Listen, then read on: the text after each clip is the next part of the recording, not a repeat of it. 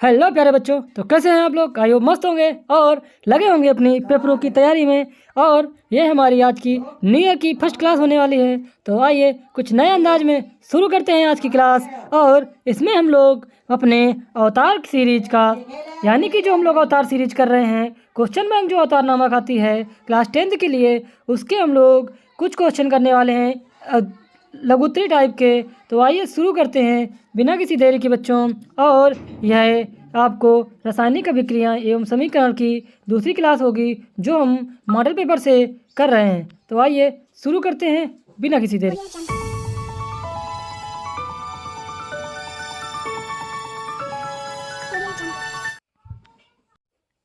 तो बच्चों, जैसा कि हम लोग देखने वाले हैं कि हमारे जो लघुत्तरी टाइप क्वेश्चन आते हैं, इन्हीं क्वेश्चनों में से आपको कोई ना कोई क्वेश्चन जरूर पेपर परीक्षा में देखने को मिलेगा। तो आइए शुरू करते हैं। तो बच्चों ध्यान दीजिए कि यहाँ पे बोला गया है अमोनिया की किसके साथ, मर्क्यूरस क्लोराइड तथा क्लोरीन के अधिक के साथ जब अभिक्रिया के रासायनिक समीकरण लिखिए। यानी कि तुमसे कह रहा है कि जो अमोनिया की मर्क्यूरी क्लोराइड और क्लोरीन के अधिक मतलब क्लोरीन की अधिकता के साथ अभिक्रिया का सूत्र लिखना है। तो बच्चों देखना कि यहाँ पे क्या किया गया है, अमोनिया की मर्क्यूरस क्लोराइड के साथ अभिक्रिया जब कराई जाती है तो देखना ध्यान से, ये हमारा क्या है, ये हमारा है मर्क्यूरस क्लोराइड और ये हमारी अमोनिया है। जब इसकी अभिक्रिया कराई गई तो आप बच्चों ध्यान से देखना कि यहाँ मरकरी मिली और क्या मिला, यहाँ पे देखना मर्क्यूरी अमोनियम क्लोराइड मिला और क्या मिला, अमोनियम क्लोराइड मिल गया। एक मर्क्यूरस अमोनियम क्लोराइड मिला और अमोनियम क्लोराइड मिल गया। नेक्स्ट देखेंगे बच्चों, अमोनिया की क्लोरीन के साथ अधिकता किसके साथ बच्चों, अमोनिया की क्लोरीन की साथ जब अभिक्रिया कराई जाती है तो क्या मिलता है। तो बच्चों देखना यहाँ नाइट्रोजन क्लोराइड मिलता है और हाइड्रोक्लोरिक मिलता है। क्या मिलता है, नाइट्रोजन क्लोराइड मिलता है और हाइड्रोक्लोरिक मिलता है। इस प्रकार से बच्चों यह आपके लिए इम्पोर्टेंट साबित होगी। तो बच्चों बिना किसी देरी के ये क्वेश्चन आप लोग जरूर देखिएगा और हल करने का प्रयास करिएगा। नेक्स्ट क्वेश्चन है जिसमें बताया गया है कि यदि किसी पदार्थ मान लीजिए कोई पदार्थ एक्स है कि विलयन का उपयोग सफ़ेदी करने के लिए किया जाता है। बच्चों ध्यान देना कि ये क्वेश्चन हम लोग अपनी शॉर्ट क्वेश्चन दूसरी क्लास में भी कर चुके हैं कि किस पदार्थ एक्स का विलयन उपयोग सफ़ेदी करने के लिए, यानी दीवारों में सफ़ेदी के लिए किया जाता है। पदार्थ एक्स का नाम तथा इसका रासायनिक सूत्र या रसासूत्र बताना है।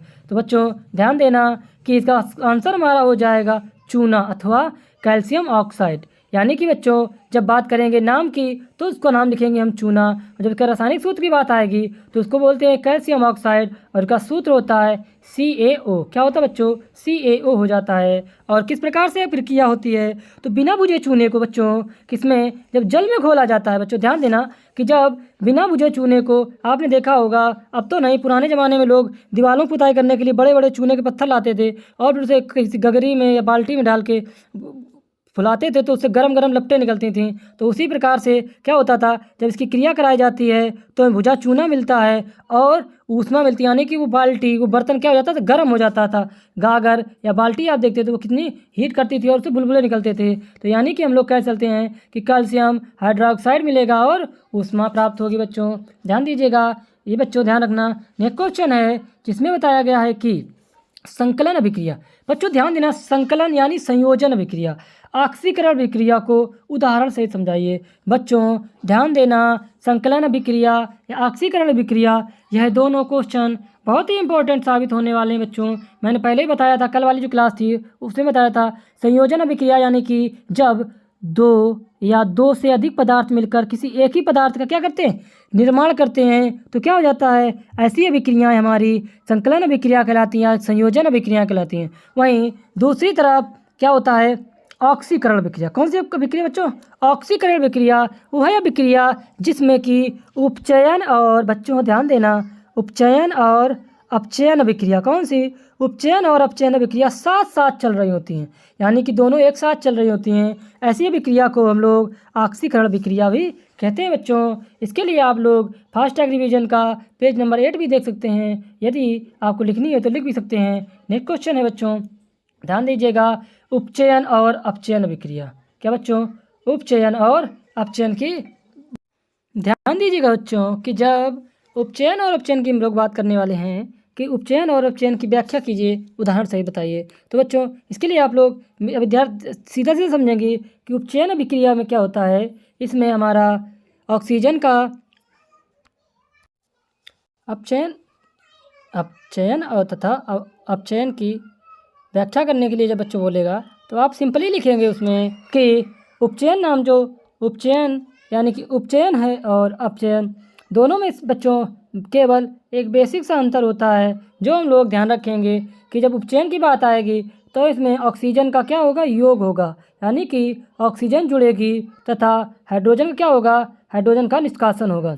किसका बच्चों किसी भी अभिक्रिया में जब ऑक्सीजन जुड़ती है और हाइड्रोजन निकलती है तो ऐसी अभिक्रिया को हम लोग उपचयन अभिक्रिया बोलते हैं। वहीं पर बच्चों यदि किसी अभिक्रिया में हाइड्रोजन का योग होगा यानी कि हाइड्रोजन जुड़ेगा और हमारा जो ऑक्सीजन होगी वो निकलेगी, ऐसी अभिक्रिया हमारी उपचयन अभिक्रिया कहलाती है। बच्चों ये बात भी आप लोग ध्यान रखिएगा और इसके उदाहरण हम लोग पास्ट रिवीजन में देख चुके हैं। दोबारा देखने के लिए वहीं पर जाएं क्योंकि इसमें स्पेस नहीं है और ज़्यादा लिखेंगे तो गंदा हो जाएगा। और आगे देखेंगे बच्चों, बस परिभाषाएं क्लियर रखिएगा। कोई भी अभिक्रिया आप लिख सकते हैं, जैसे कि हम लोग लिख दें इसमें जब लोहे की कील। बच्चों अगर हम लोग नेक्स्ट क्वेश्चन की बात करें जिसमें कि हमें बताया गया है कि जब लोहे की कील को, बच्चों ध्यान देना बहुत ही अच्छा क्वेश्चन होने वाला है, जब लोहे की कील को कॉपर सल्फेट के विलयन में डुबोया जाता है तो वह विलयन रंग क्यों बदल जाता है, यानी कि उस विलयन का रंग क्यों बदल जाता है। तो बच्चों ध्यान देना, जब लोहा कॉपर की अपेक्षा अधिक सक्रिय धातु है, कौन, लोहा जो है वह कॉपर की अपेक्षा अधिक सक्रिय धातु है यानी कि जल्दी क्रिया करता है। जब लोहे की कील को कॉपर सल्फेट के विलयन में डुबोया जाता है तो लोहा कॉपर को विलयन से विस्थापित कर देता है तथा आयरन सल्फेट विलयन बनता है जिसका रंग हरा होता है, इसलिए विलयन का रंग नीले रंग से बदलकर हरा हो जाता है। सिंपल बच्चों ध्यान रखिएगा कि जब लोहा जो होता है वह कॉपर की अपेक्षा अधिक कैसा होता है, सक्रिय होता है। बच्चों कैसा होता है बच्चों, सक्रिय होता है यानी कि जल्दी क्रिया कर लेता है। और यह क्या करता है, विलयन में जब डुबोया जाता है तो कॉपर को क्या कर देता है, विस्थापित कर देता है और स्वयं उसका स्थान लेने लगता है और इस प्रकार से सल्फेट यानी कि आयरन सल्फेट का निर्माण होता है और उस विलयन का रंग नीले से हरे में परिवर्तित हो जाता है। बच्चों जिसकी अभिक्रिया कुछ इस प्रकार होगी, ध्यान से देखना। आयरन जो है इसको जब डुबोया गया किस में, कॉपर सल्फेट में, तो क्या हुआ, यहाँ पर आप देख सकते हैं कि क्या बना, यहाँ आयरन सल्फेट बना और कॉपर को हटा के अलग कर दिया, यानी कि जो ताकतवर होगा जीत हमेशा उसी की होगी। तो ताकतवर हो जाइए और पेपरों में लग जाइए बच्चों, क्योंकि ये हमारी बोर्ड परीक्षाएं ही हमारा क्या भविष्य तय करती हैं कि हम लोग किस तरफ जाने में उत्सुकता जाहिर करें या फिर किस क्षेत्र में जाने में हमें अधिक से अधिक लाभ होगा। ध्यान देना बच्चों, अब हमसे पूछा गया है कि निम्न अभिक्रियाओं को उपचयित और अपचयित पदार्थों की पहचान कीजिए। क्या बच्चों, उपचयित और अपचयित पदार्थों की क्या करनी है, हमें पहचान करनी है।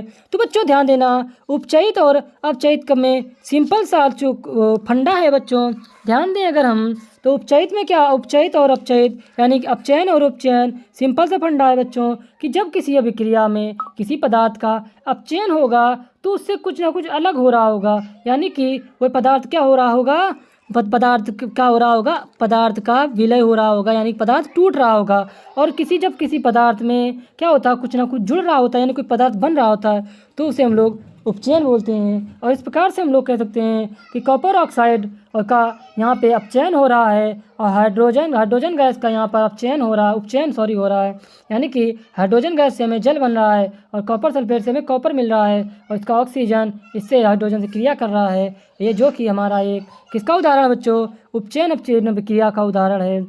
ध्यान दीजिएगा बच्चों, नेक्स्ट क्वेश्चन है जिसमें बताया गया है कि निम्नलिखित रासायनिक समीकरणों में ऑक्सीकारक और अपचायक पदार्थ का कारण देते हुए लिखिए। क्या लिखिए बच्चों, कारण देते हुए लिखिए बच्चों, यानी कि पूछेगा तुमसे निम्नलिखित रासायनिक समीकरण में ऑक्सीकारक और अपचायक, कौन सा भैया, अपचायक पदार्थ का कारण देते हुए लिख दे।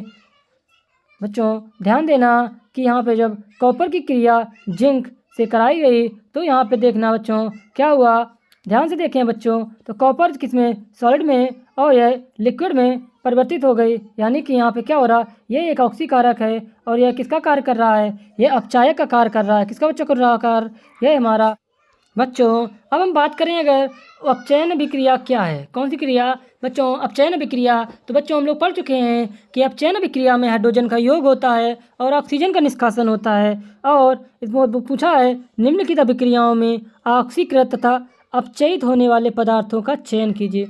यानी कौन से ऑक्सीकृत हो रहे हैं, कौन से अपचयित हो रहे हैं, इनकी हमें पहचान करनी है। तो बच्चों अगर ध्यान से देखें हम लोग, रासायनिक अभिक्रिया में किसी पदार्थ में हाइड्रोजन का योग अथवा ऑक्सीजन का अलग होना क्या कहलाता है, यही हमारा अपचयन अभिक्रिया कहलाता है। और ये हम लोग पीछे भी पढ़ चुके हैं बच्चों। तो इसमें ध्यान से देखें बच्चों, अगर जो हमारा Fe2O3 है, यहाँ पे क्या हो रहा है, FeO3 हमारा अपचयित हो रहा है। यानी कि अपचयन हो रहा है, इसका अपचयित या अपचयन हो रहा है बच्चों। ध्यान से देखो, FeO3 यहाँ पे Fe में वो चेंज हो गया, Al2Al इसमें क्या होता है, किसमें, एल्युमिनियम हाइड्रोक्साइड में चेंज हो गया कि ना हो गया बच्चों। यानी कि ऑक्सीकृत क्या हो रहा है, जो ये हमारा है Al, इसका क्या हो रहा है, हमारा अपचयित हो, ऑक्सीकृत हो रहा है, और Fe2O3 अपचयित हो रहा है। और दूसरे में देखें बच्चों कि इसमें क्या हो रहा है, लेड में हमारा अपचयित हो रहा है, लेड क्या हो रही है, अपचयित हो रही है। और कार्बन क्या हो रहा है, ऑक्सीकृत हो रहा है। यानी कि कार्बन ऑक्सीकृत हो रहा है, यानी कार्बन निकल रहा है इससे बच्चों। ध्यान दीजिएगा, इस तरीके से हम लोग ये क्वेश्चन आसानी से पेपरों में लिख सकते हैं। नेक्स्ट क्वेश्चन जो बच्चों है सिंपल से देखें, इसमें बोला गया है कि हमें रेडॉक्स अभिक्रिया क्या होती है बच्चों। तो बच्चों आप ध्यान रखिएगा कि रेडॉक्स अभिक्रिया को किसके साथ उदाहरण से समझाना है। तो बच्चों सिंपल सा आप देख सकते हैं कि रेडॉक्स अभिक्रिया यानी कि कोई ऐसी अभिक्रिया जिसमें क्या बच्चों, उपचयन तथा हमारी कौन सी, अपचयन अभिक्रिया। बच्चों ध्यान देना, कौन सी, अपचयन अभिक्रिया एक साथ चल रही होती है। यानी कि कुछ ना कुछ उसमें अपचयित हो रहा है और कुछ उपचयित हो रहा है। ऐसी अभिक्रिया ही हमारी क्या अभिक्रिया कहलाती है, ऐसी अभिक्रिया हमारी रेडॉक्स अभिक्रिया कहलाती है बच्चों।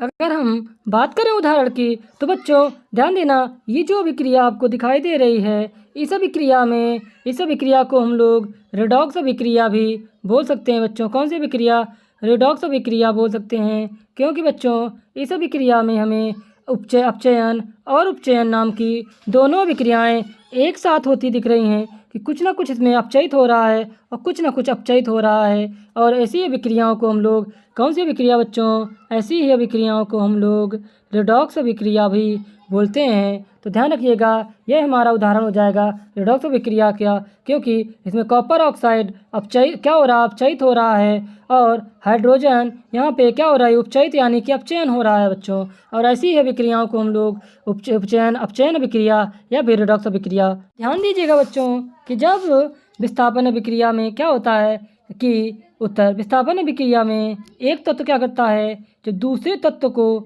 उसके लवर से विस्थापित कर देता है। और जब द्विविस्थापन अभिक्रिया में दो यौगिकों के मध्य क्या हो जाता है, केवल आयनों का आदान प्रदान होता है।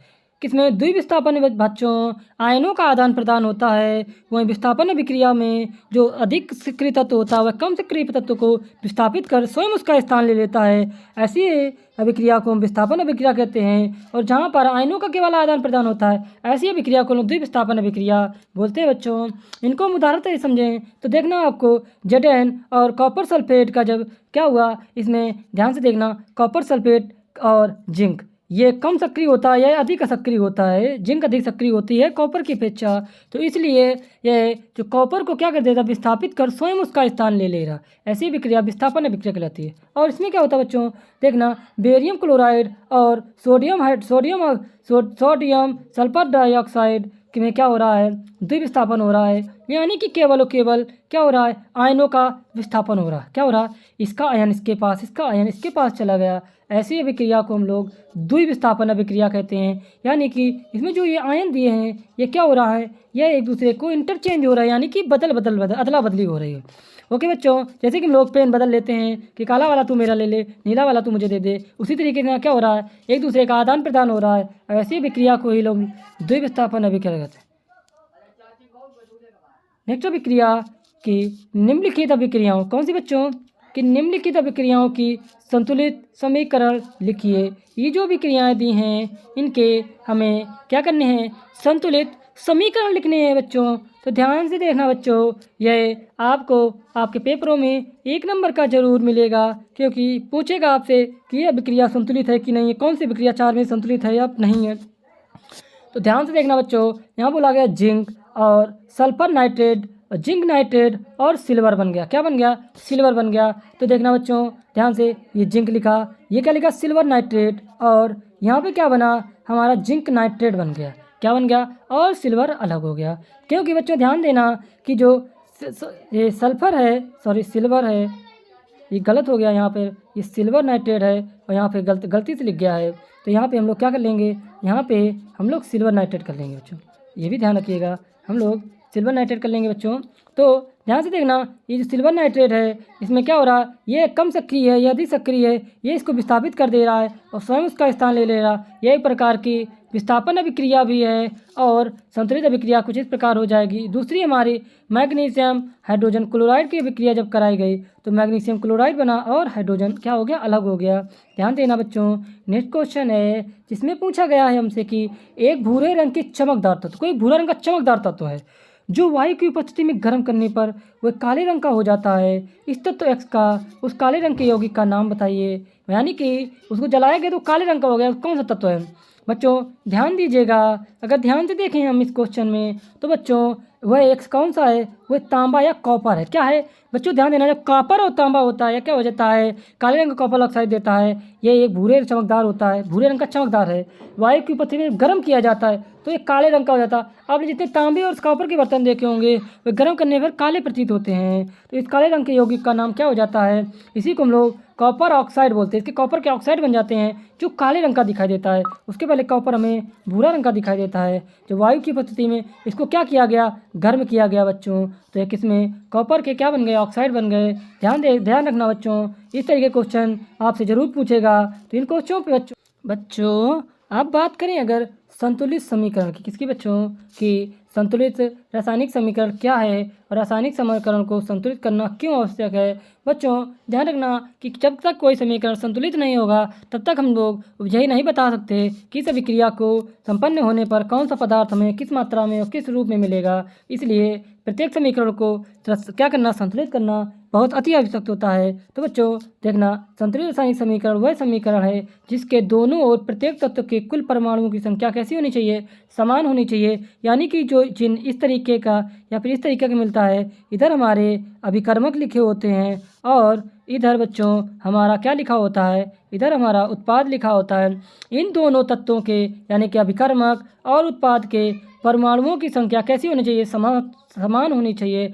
लगभग सभी रासायनिक अभिक्रियाएं द्रव्यमान संरक्षण के नियम का पालन करती हैं। द्रव्यमान संरक्षण नियम का मतलब यह है कि कोई भी अभिक्रिया, कोई भी रासायनिक अभिक्रिया हो, उसमें किसी भी पदार्थ, किसी भी तत्व का द्रव्यमान में कोई परिवर्तन नहीं होता है। चाहे उसको गर्म करें, चाहे ठंडा करें, चाहे उबालें, चाहे तो उसको किसी भी अवस्था में परिवर्तित कर दें, लेकिन उसके द्रव्यमान में बच्चों कोई परिवर्तन नहीं होता है। अतः रासायनिक समीकरण को संतुलित करना अति आवश्यक है, क्योंकि जब संतुलित नहीं होगा तब तक कोई अभिक्रिया हमारी क्या नहीं हो सकती, संतुलित नहीं हो सकती, यानी कि संपन्न नहीं हो सकती है।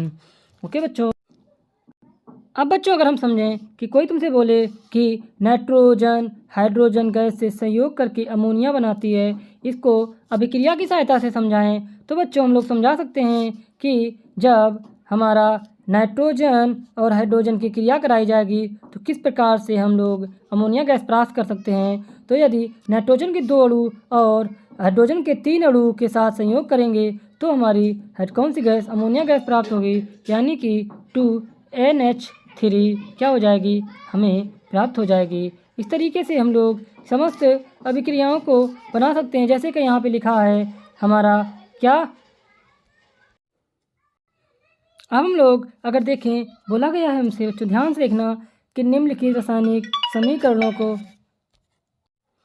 जैसे कि आप लोग देख सकते हैं यहाँ पे हमारा क्या हो रहा है, HNO3 और क्या कैल्शियम हाइड्रोक्साइड की अभिक्रिया जब इस कराई गई तो इसको हमें क्या करना है, संतुलित करना है। जब कोई यानी कि कोई अभिक्रिया दी है, इसको संतुलित किस प्रकार करेंगे। तो बच्चों हम लोग ध्यान से देखें अगर, तो हम इसको कुछ इस प्रकार से हल करते हैं कि जैसा कि यहाँ लिखा है HNO3, यहाँ भी HNO3 लिखा है और क्या लिखा है, कैल्शियम हाइड्रोक्साइड लिखा है। देखना कि हम लोग इसमें क्या करते हैं, परमाणु की संख्या देखते हैं कि यहाँ पे O3 है, एक O2 है, यानी कि टोटल में कितने 5 चाहिए। तो यहाँ पे हमें देखें ध्यान से तो 2 तो 5 हैं, लेकिन यहाँ पे क्या, यहाँ पे हमें कुछ ज़्यादा दिख रहे हैं, 3 दूनी 6 और कितने दिख रहे हैं, 3 6 और 6 2 8 दिख रहे हैं। इस तरीके से हम लोग क्या कर सकते हैं, यहाँ पे ये 2 लगा के इस समीकरण में ऑक्सीजन की संख्या यानी कि अणुओं की संख्या हम बढ़ा सकते हैं और दिखा सकते हैं कि किस प्रकार से यह हमारा 2HNO3 जब कैल्शियम हाइड्रोक्साइड से अभिक्रिया कराई गई तो हमें कैल्शियम नाइट्रोजन ऑक्साइड मिला और क्या मिला, 2H2O यानी कि जल प्राप्त हुआ। इसी प्रकार से अगर दूसरी अभिक्रिया देखें NaOH और H2SO फिर की जब अभिक्रिया कराई जाती है तो बच्चों ध्यान से देखना 2NaOH, सिर्फ यहाँ पे हमने क्या लगा दिया, यानी कि NaOH यानी कि सोडियम हाइड्रोक्साइड के 2 परमाणुओं की जब सल्फ्यूरिक अम्ल से क्रिया कराई गई तो यहाँ पे हमें क्या मिला, सोडियम सल्फर डाइऑक्साइड और क्या मिला, जल मिला। देख सकते हैं बच्चों कि कुछ नहीं, सिंपल, बहुत ही सिंपल होता है। बस ज़रा सा हम ध्यान दें अगर, तो कोई भी अभिक्रिया हम लोग चंद मिनटों में क्या कर सकते हैं, संतुलित कर सकते हैं बच्चों। इसी प्रकार से आप लोग दूसरी अभिक्रिया देखें NaCl AgNO3, तो इसकी इस अभिक्रिया को संतुलित करना सीखेंगे। तो देखना बच्चों कि हम लोग इस अभिक्रिया के इस पर क्या देखते हैं, वो देखते हैं कि किस प्रकार से संतुलित हो रही है। तो यहाँ देखने AgCl और NaOH3, यहाँ पे कुछ नहीं हो रहा, सिंपली यहाँ पे आयनों का क्या हो रहा है बच्चों, इसमें आयनों का विस्थापन हो रहा है, यानी कि द्विविस्थापन अभिक्रिया है, आयनों का आदान प्रदान हो रहा है। Cl इधर चला गया, NO2 इधर, NO3 इधर आ गया और इस प्रकार से यह अभिक्रिया हमारी कैसी हो गई, यह हमारी अभिक्रिया संतुलित अभिक्रिया हो गई। इसी प्रकार से बच्चों हम समस्त अभिक्रियाएं संतुलित कर सकते हैं। ये भी क्वेश्चन बच्चों आपको देखने को मिलेगा कि ऊष्माक्षेपी, बच्चों ध्यान से देखना कि ऊष्माक्षेपी और ऊष्माशोषी अभिक्रिया क्या अर्थ है। तो बच्चों ध्यान देना, क्षेपी और शोषी से या शोषी मतलब सांस लेना, क्षेपी मतलब प्रक्षेपण करना यानी फेंकना किसी चीज़ को। तो बच्चों वही अभिक्रियाएं जिसमें ऊष्मा का क्या होता है, उत्सर्जन होता है, बच्चों ऊष्माक्षेपी अभिक्रियाएं कहलाती हैं। और वही अभिक्रियाएं जिसमें ऊष्मा का अवशोषण होता है बच्चों, क्या होता है, अवशोषण होता है बच्चों। ऐसी अभिक्रियाएं हमारी कौन सी अभिक्रिया कहलाती हैं, ऊष्माशोषी अभिक्रियाएं कहलाती हैं। ध्यान रखना बच्चों कि जिन अभिक्रियाओं में ऊष्मा का क्या होगा, उत्सर्जन होगा, वो ऊष्माशोषक्षेपी अभिक्रिया कहलाएंगी। और जिस अभिक्रिया में ऊष्मा की क्या होगी, आवश्यकता होगी, ऐसी अभिक्रियाओं को हम लोग ऊष्माशोषी अभिक्रिया कहेंगे। जब भुजे चूने को पानी में डाला जाता है, बिना भुजे चूने को पानी में डाला जाता है तो उसमें भुजा चूना मिलता है और क्या ऊष्मा प्राप्त होती है। ऐसी अभिक्रिया हम लोग किसके अंतर्गत आती है, ऊष्माक्षेपी अभिक्रिया के अंतर्गत आती है। वहीं पर जब हम लोग हाइड्रोजन यानी कि जल को गर्म करते हैं तो उससे हमें क्या मिलता है, एक तो हाइड्रोजन गैस मिलती है, दूसरा हमें वहाँ पे क्या देखने को मिलता है, ऊष्मा की क्या हो सकती है, आवश्यकता, मतलब ऊष्मा का क्या हो रहा है, अवशोषण होता है। इस प्रकार से हम लोग बता सकते हैं कि अभिक्रियाएं